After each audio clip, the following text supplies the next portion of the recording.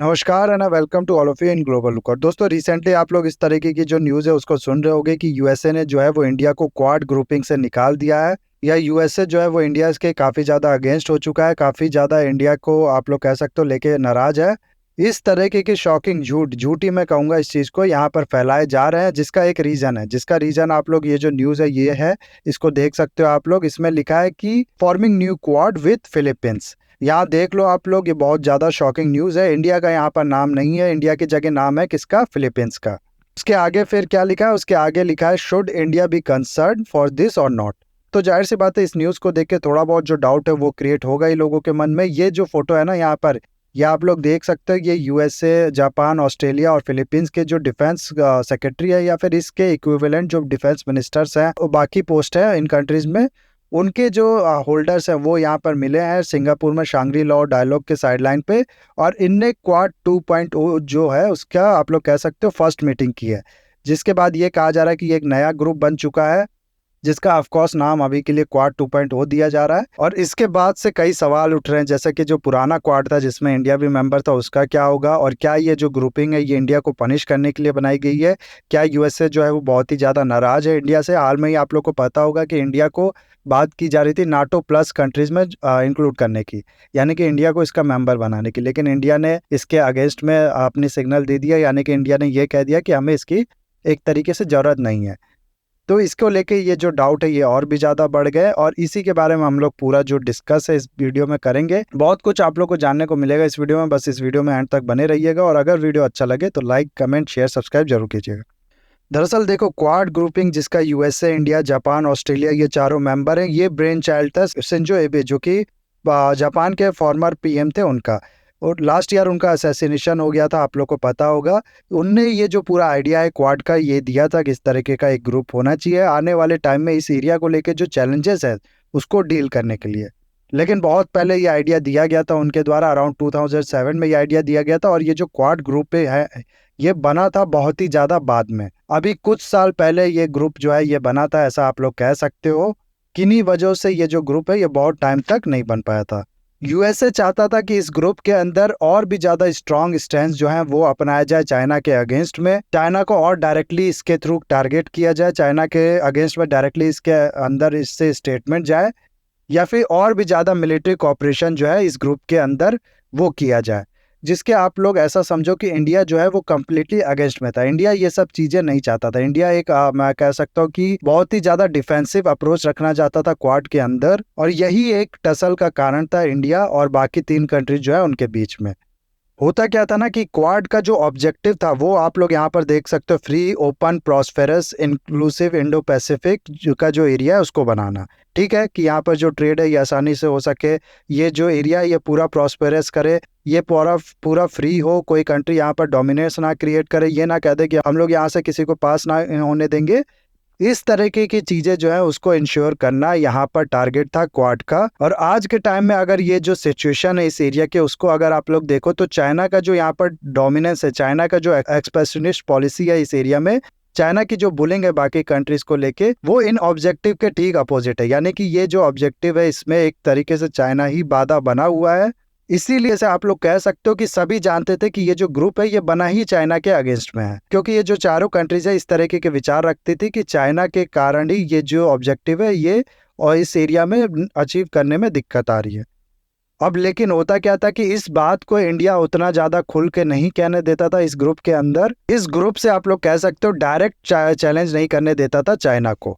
इसका भी एक कारण था, उसको मैं आगे आप लोग को बताऊंगा। लेकिन उससे पहले ये समझो आप लोग कि चाइना जो है वो ये कहता था हमेशा कि ये जो ग्रुप है ये हमारे खिलाफ ही बनाया जा रहा है, इसका खाली एक ऑब्जेक्टिव है चाइना को अपोज करना, चाइना के अगेंस्ट में एक्शन लेना और चाइना के ऊपर अटैक करना। लेकिन जैसा कि मैंने आप लोग को बताया, इंडिया इसके अगेंस्ट में बोलता था। इंडिया कहता था कि नहीं नहीं, ऐसा बिल्कुल भी नहीं है, ये ग्रुप जो है ये चाइना के अगेंस्ट में नहीं बनाया जा रहा है, ये कोई मिलिट्री कॉपरेशन नहीं है। क्योंकि मिलिट्री कॉपरेशन अगर इंडिया कह देता तो ये चीज़ और भी ज़्यादा चाइना जो है वो कहता कि देखो ये मिलिट्री कॉपरेशन हो रहा है हमारे अगेंस्ट में। इसीलिए इंडिया खाली ये कहता था कि ये जो ग्रुप है इसका ऑब्जेक्टिव है ह्यूमैनिटेरियन और डिजास्टर रिलीफ चैलेंजेस जो है उसको कॉप कर पाना, यानी उसके अगेंस्ट में फाइट करना। अब क्यों इंडिया इतना ज़्यादा सेफ प्ले करता था, या फिर कह सकते हो आप लोग चाइना के डर से ये नहीं कहता था कि ये जो ग्रुप है ये मिलिट्री कॉपरेशन है या फिर ये चाइना के अगेंस्ट में है। दरअसल होता क्या है ना कि इसका ग्रुप के अंदर जो बाकी 3 कंट्रीज है इंडिया को छोड़ के, उनकी अगर आप लोग बॉर्डर देखो तो वो सारी कंट्रीज जो है वो चाइना से दूर है। यूएसए यहाँ पर है, जापान इधर है, ऑस्ट्रेलिया जो है वो इधर है। जापान थोड़ा पास है, लेकिन जापान को यूएसए की पूरी प्रोटेक्शन मिली है। और फिर भी आप लोग देखो तो जापान के साथ जो चाइना है वो बॉर्डर जो है वो नहीं शेयर करता है, एटलीस्ट लैंड बॉर्डर जो है वो नहीं शेयर करता है। लेकिन इंडिया और चाइना एक दूसरे से लगे कंट्रीज हैं, इंडिया और चाइना के साथ में बॉर्डर है। अगर इंडिया ये कह देता कि ये मिलिट्री ग्रुप है और चाइना ये कहता है कि देखो ये मिलिट्री और ग्रुप है और हमारे अगेंस्ट में ये जो ग्रुप है ये बनाया जा रहा है, तो चाइना हो सकता था कि ये जो बॉर्डर है यहाँ पर और प्रॉब्लम क्रिएट कर दिया कि अगेंस्ट में या कॉन्फ्लिक्ट जो है बॉर्डर में ये ज़्यादा चाइना की तरफ से प्रोवोक किए जाते, क्योंकि इस ग्रुप को वो डायरेक्ट चैलेंज समझता अपने अगेंस्ट में। जिसके बाद होता क्या है कि इंडिया को अपना पैसा, अपना जो पूरा रिसोर्सेज है वो इधर शिफ्ट करना पड़ता है। इस पे एक तरीके से बहुत ही ज़्यादा फोकस जो है वो डाइवर्ट होता है इंडिया का। बहुत टाइम आप लोग कह सकते हो इस चीज़ में जाता है। यहाँ पर मिलिट्री कॉन्फ्लिक्ट है, हालांकि वैसे भी बनी हुई है, लेकिन ये चीज़ और भी ज़्यादा बनती। इसीलिए कभी भी इंडिया जो है क्वाड के साथ मिलिट्री एंगल नहीं जोड़ना चाहता था, और जिसको लेके यूएसए जो है ये काफ़ी ज़्यादा फ्रस्ट्रेट हो चुका था, क्योंकि इन लोगों ने तो ये जो ग्रुप है ये बनाया था चाइना के अगेंस्ट में। ये चीज़ सब जानते हैं थोड़ा बहुत, खाली इंडिया जो है वो इस चीज़ को नकारता है कि नहीं नहीं ये ग्रुप जो है वो चाइना के अगेंस्ट में नहीं है, इस रीजन की सिक्योरिटी, इस रीजन की प्रॉस्पेरिटी के लिए है। तो इंडिया जो है वो यूएसए के इशारे पे और ज़्यादा एग्रेसिव जो है वो नहीं होना चाहता था इस ग्रुप के अंदर। इसी वजह से यूएसए जो है वो बहुत ज़्यादा फ्रस्ट्रेट हो चुका था। और साथ ही साथ हाल में जो नाटो प्लस की मेंबरशिप को लेके बात हो रही थी इंडिया की, कि इंडिया जो है वो इस मेंबरशिप को ज्वाइन करेगा, उसमें भी इंडिया ने मना कर दिया। इंडिया ने कहा कि ये जो चाइना का इशू है, इंडिया और चाइना का इशू है, उसमें हम लोग अपने आप से ही डील कर लेंगे, किसी और कंट्री की, किसी और ग्रुप की मदद की जरूरत नहीं है, हम लोग खुद से इसको डील करने में कैपेबल है। और ये कह के फिर नाटो की जो मेंबरशिप है उसको आप लोग कह सकते हो इंडिया ने रिजेक्ट कर दिया। इसके बाद यूएसए जो है और भी ज़्यादा फ्रस्ट्रेट हो गया है, और एक तरीके से आप लोग कह सकते हो कि थोड़ा बहुत जो इंडिया और यूएसए में एक नेगेटिव सेंटिमेंट जो है एक दूसरे को लेके वो धीरे धीरे डेवलप हो रहा है। दरअसल देखो बात क्या है ना कि इंडिया और चाइना का जो इशू है वो तो है ही, हम दोनों के बीच में बॉर्डर पे कॉन्फ्लिक्ट चल रहा है, काफ़ी टाइम से ये कॉन्फ्लिक्ट चल रहा है। 2020 से अभी तक जो कम्प्लीटली आप लोग कह सकते हो पीस जो है वो रिस्टोर नहीं हुआ है। उसके बाद चाइना की तरफ से इंडिया पे जो अटैक किए जाते हैं, इंफॉर्मेशन वॉरफेयर, हाइब्रिड वॉरफेयर, तो कि साइबर अटैक जो है वो भी किए जाते हैं इंडिया के अगेंस्ट में, बहुत ज़्यादा अटैक किए जाते हैं इंडिया के अगेंस्ट में। साथ ही साथ इंडिया में जो टेररिज्म फैलाते हैं उनको प्रोटेक्ट करना हो या चाइना को, इस तरह के काफ़ी अटैक जो होते हैं, काफ़ी जो इश्यूज है दोनों कंट्रीज में वो चल रहे हैं, नो डाउट। लेकिन अगर आप लोग देखो ना तो यूएसए चाहता था कि इसका बहुत ही ज़्यादा फ़ायदा वो उठाए। आप लोग को पता होगा कि चाइना जो है वो सेकंड नंबर की इकोनॉमी है, और यूएसए जो है इस समय वर्ल्ड की नंबर 1 इकोनॉमी है, सबसे बड़ी इकोनॉमी है। और यूएसए की जो इकोनॉमी है वो डेवलप करती है अराउंड 1 से लेकर 2% तक, और चाइना की जो इकोनॉमी है वो हर साल डेवलप करती है अराउंड 4 से लेकर 5% तक। तो बहुत जल्दी ये जो शिफ्ट है वो होने वाला था, यानी कि जो चाइना है वो नंबर 1 पे आने वाला था। ऐसा कहा जाता है कि 2035-2040 तक चाइना जो है वो नंबर 1 पे आ जाएगा। इस चीज को रोकने के लिए यूएसए जो है वो इस तरीके के हथकंडे अपनाता था कि चलो इंडिया और चाइना में थोड़े बहुत इशू है, इसको हम लोग एक्सप्लॉइट किया जाए, दोनों कंट्रीज को आपस में लड़ाया जाए। दोनों कंट्रीज आप लोग कह सकते हो जिसके वजह से जो इकोनॉमिक नुकसान है दोनों कंट्रीज का हो, चाइना की इकोनॉमी थोड़ा स्लो हो, ये हम लोग को क्रॉस ना कर सके। अब ये सबके अलग अलग विचार हैं, कुछ लोग इस बात पे एग्री करते, कुछ लोग नहीं करते, लेकिन थोड़ा बहुत ये जो फैक्टर है ये भी था ही यहाँ पर। जाहिर सी बात है कि यूएसए जो चाहता है वो अगर इंडिया नहीं प्ले करेगा यहाँ पर, यूएसए के बाद कहने पे इंडिया जो वो यूएसए चाहता है वो नहीं करेगा, तो थोड़ा बहुत यूएसए जो फ्रस्ट्रेट है वो तो होगा ही। इसीलिए बहुत टाइम से इस तरह की बातें की जा रही थी कि यूएसए जो है वो बहुत ज़्यादा फ्रस्ट्रेट हो चुका है इंडिया को लेके। और अब ये जो नया क्वाड बना है इसके बाद ये जो चीज़ें हैं ये और भी ज़्यादा कही जाने लगी हैं। लेकिन कुछ आर्गूमेंट यहाँ पर ये कह दिए जा रहे हैं कि देखो ये जो नया क्वाड है और ये जो पुराना क्वाड है, इन दोनों के अलग अलग ऑब्जेक्टिव है, इन दोनों की अलग अलग इंपॉर्टेंस है।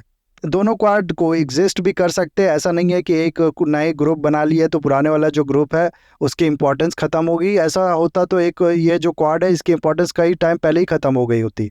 आप लोग को बता दूं कि वेस्ट एशिया जो है यहाँ पर भी एक क्वाड बनाया गया है जिसका नाम है I2U2, जिसमें इंडिया, इजराइल और यूएसए और यूएई कंट्रीज हैं। इसको भी क्वाड कहा जाता है।